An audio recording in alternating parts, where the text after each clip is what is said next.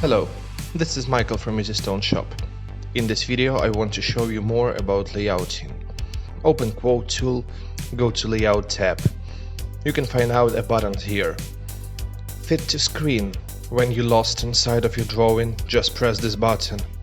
Rotate. You know what to do. Undo. One step back. Redo. One step forward. Split shape.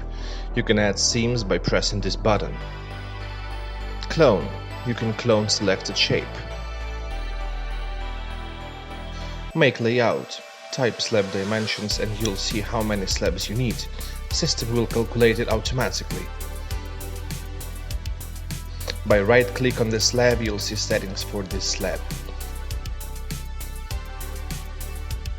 Add slab. You can manually add more slabs. Reset. If you did something wrong with shape, just select it and press reset.